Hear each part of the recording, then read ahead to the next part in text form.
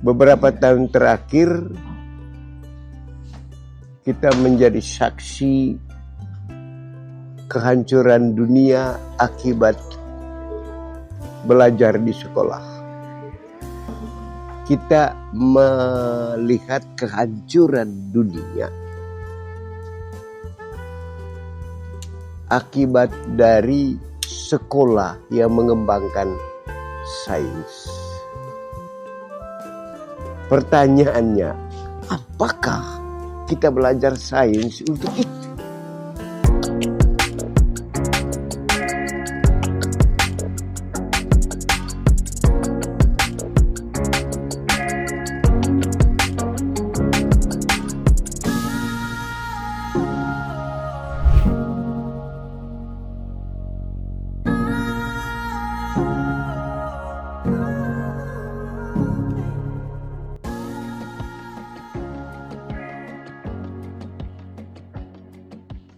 Beberapa tahun terakhir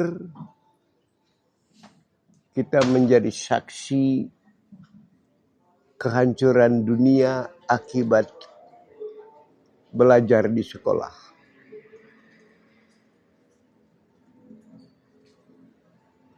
Perang Israel dengan Palestina. Perang Rusia dengan Ukraina. Perang Israel dengan Iran. Yang jelas bagi kita yang sederhana, kita melihat kehancuran dunia akibat dari sekolah yang mengembangkan sains.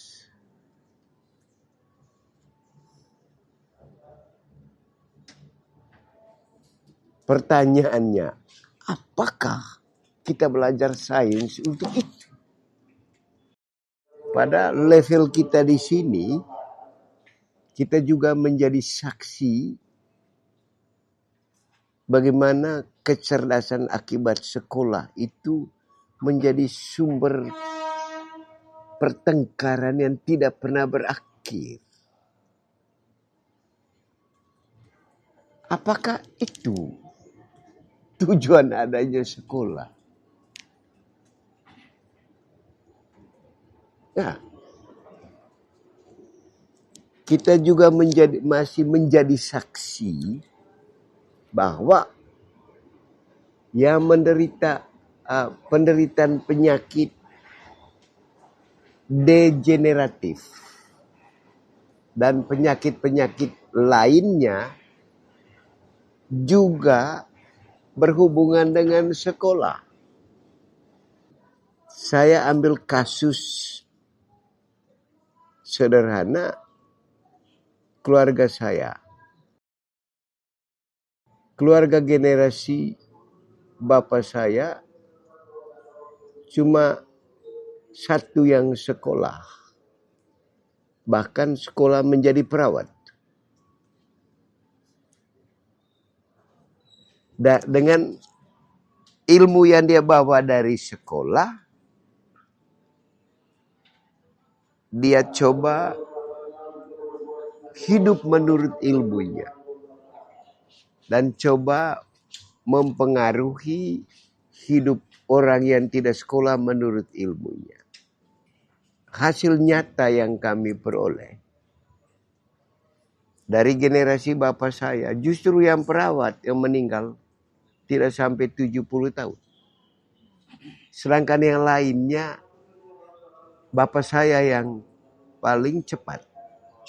Tante yang paling cepat 80-an, bapak 86, yang lainnya 90-an. Yang tidak sekolah. Kakak saya yang sekolah meninggal lebih cepat juga. Yang lain yang sekolah lebih cepat. Oke, tentu kita tidak bermaksud menyalahkan sekolah. Kita harus bertanya, ada apa dengan sekolah? Di kota-kota, yang sekolah semua yang penyakit aneh-aneh. Yang sekolah juga yang mengembangkan obat yang aneh-aneh juga. Tidak. Ini kamu punya misi sebentar lain. Ya. Ada apa dengan sekolah? Nah, oke, kalau kita sandingkan sekolah itu dengan iman dalam konsep fides et ratio, dan sandingkan tadi dengan dosa asal itu, maka kita berhak mengatakan bahwa sekolah kita dominan untuk bumi, untuk tubuh.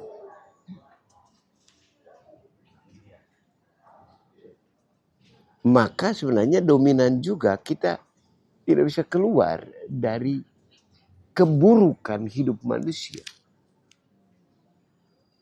Maka hasil dari sekolah itu tidak untuk memelihara hidup di bumi, tapi justru menghancurkan hidup bumi. Hidup di bumi mulai dari kehidupan pribadi sampai kehidupan bersama di seluruh dunia.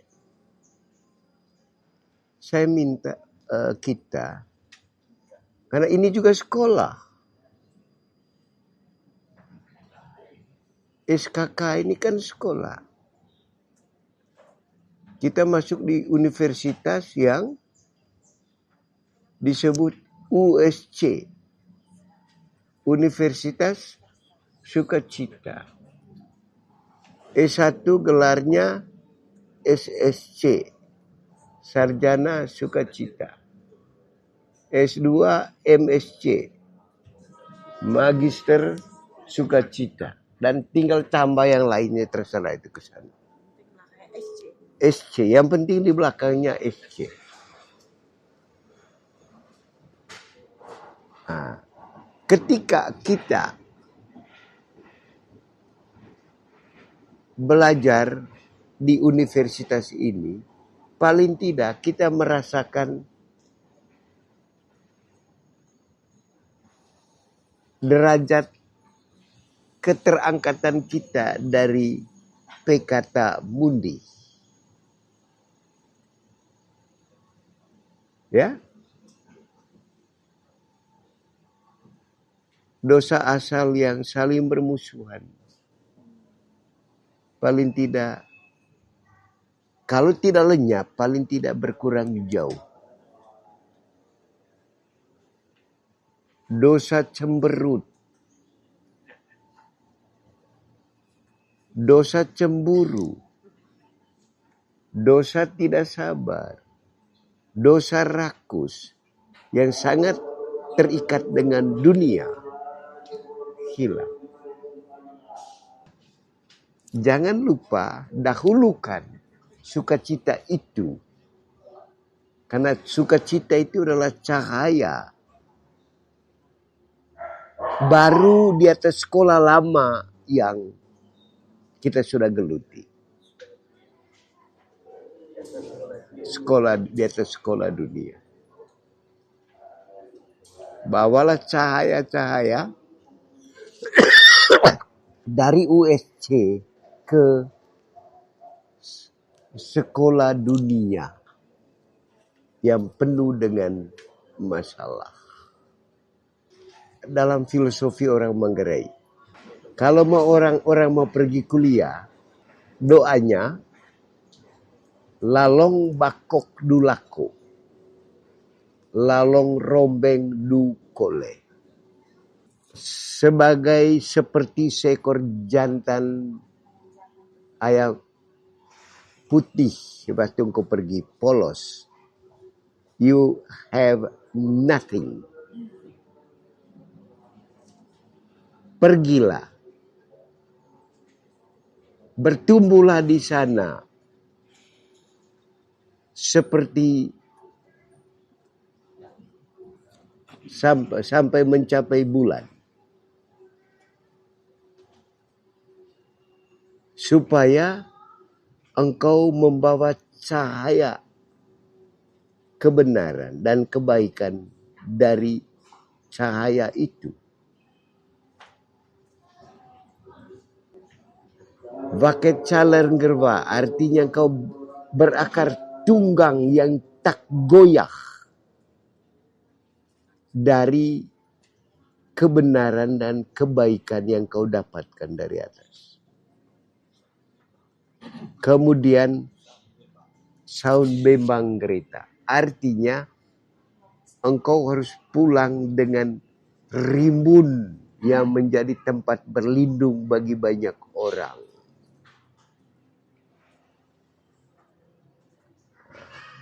Rombeng itu artinya kau pulang dengan warna-warni indah yang kau bawa dari bulan, dari bintang.